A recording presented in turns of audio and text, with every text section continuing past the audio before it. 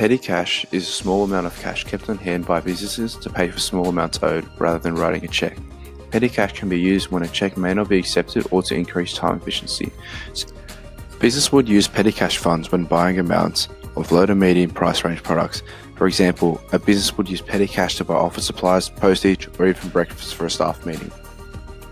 Petty cash funds, regardless of the scale of the amount, will involve the following three activities: establishing the fund, making payments from the fund, and replenishing the fund. The first activity in a petty cash fund is establishing the fund. A petty cash fund is established by writing a check to cash and then cashing it.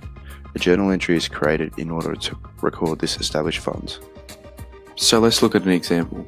Assuming a company wants to establish a petty cash fund of $100, the establishment of the fund is a debit to petty cash and a credit to cash for $100. Essentially, the company is writing out a check made out to cash for $100 and then cashing it.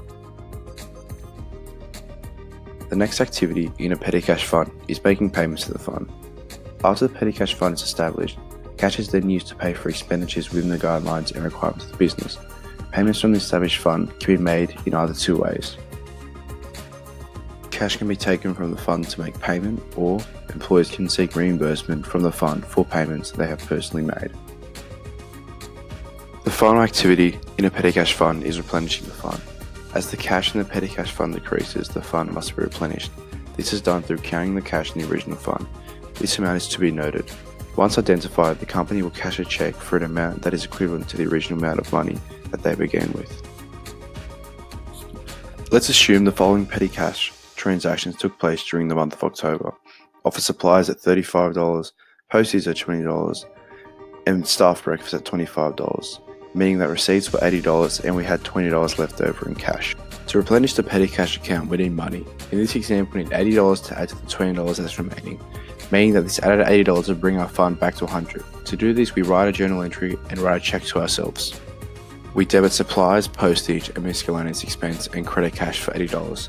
Once we cash this $80 check, our fund will then be at $100, therefore replenishing the funds. Let's look at the same example but assume petty cash doesn't balance. We now have $15 petty cash on hand. We need $85 to add to the $15, which will bring our fund back to $100. 80 does not equal 85, so we need to debit cash over and short $5 to make the journal entry balance. This applies when cash over and short is a credit. And that concludes this screencast. I hope you learned something.